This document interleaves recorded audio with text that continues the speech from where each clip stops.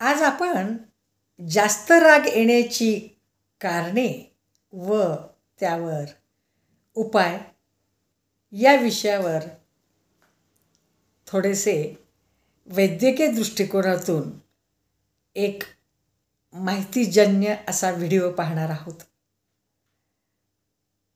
तर जास्त राग येणे हे तसे पाहता त्या व्यक्तीच्या सामाजिक, आर्थिक, वैयक्तिक परिस्थिती तसेच त्याची एक सर्वसाधारण आरोग्य स्थिती यावरही अवलंबून असते.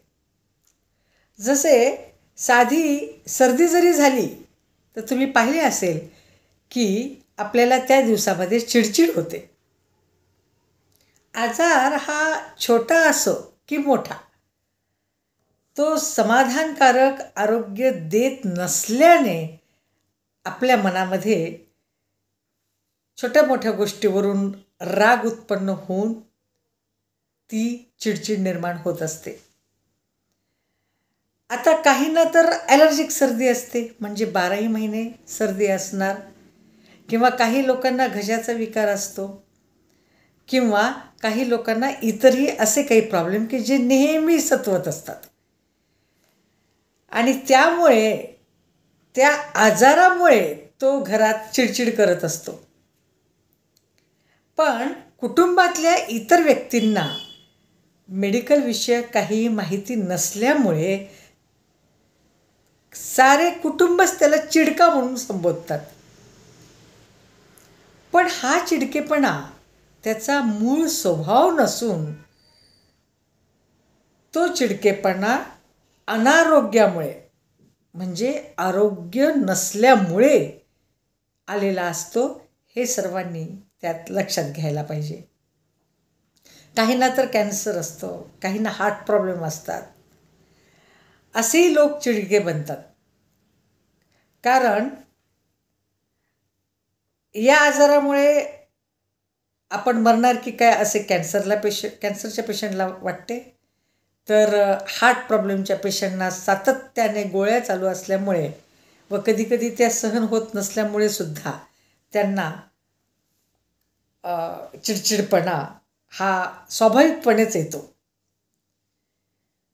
तर सांगण्याचा उद्देश हा की प्रकृती एकदम चांगली ठणठणीत असल्याशिवाय स्वभाव हा कधी शांत होत नाही.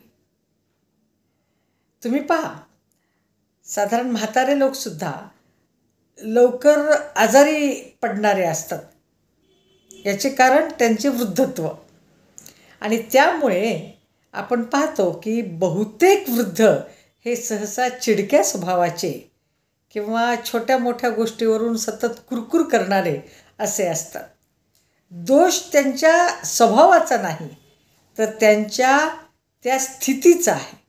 वार्धक्य ही आयुष्यातील एक स्थिती आहे आणि वार्धक्यामध्ये सातत्याने छोट्या मोठ्या कारणामुळे होणारे आजार हे त्या चिडकेपणाला निमंत्रित करत असतात.